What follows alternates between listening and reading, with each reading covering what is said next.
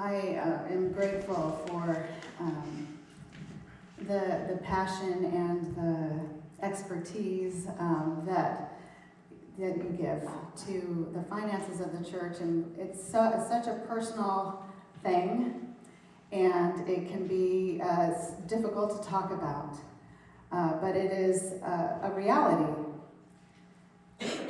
to live in this world, and as a church even, and it is a spiritual discipline.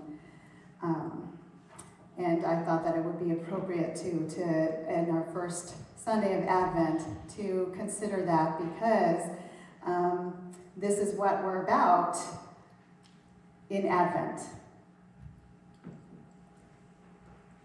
Simplicity, considering what it is that we are waiting for, what anticipating to celebrate. So, Christmas time, right, is a time when capitalism is never more insistent. The way we use our money. Black Friday email blasts and commercials start well in advance of Thanksgiving now. They don't even wait for Thanksgiving anymore. Christmas sales are popping up every time I open up a social media app. Christmas themes, saturate commercials. It's everywhere. And it's all in the commercialism. Buy this, you need that. Your kids are begging you for something, some things, a lot of things. But there is something that I gave into when I went grocery shopping with my daughters this past week.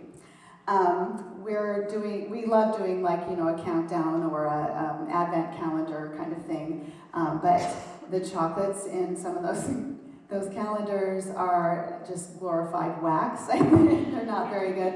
But they now have this thing, you might have seen it. It's called 15 Days of Socks.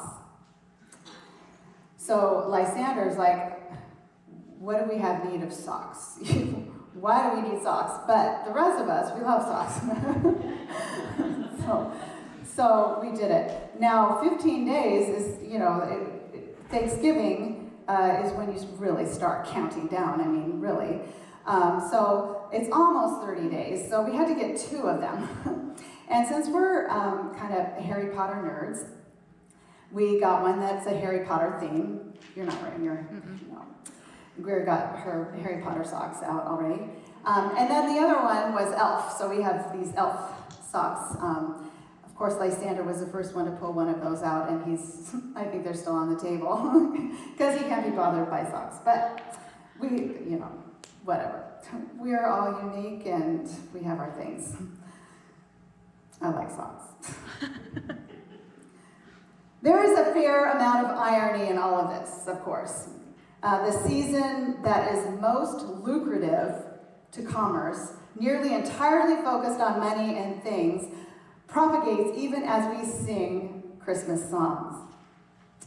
Last Christmas, I gave you my heart. The very next day, you gave it away. All I want for Christmas.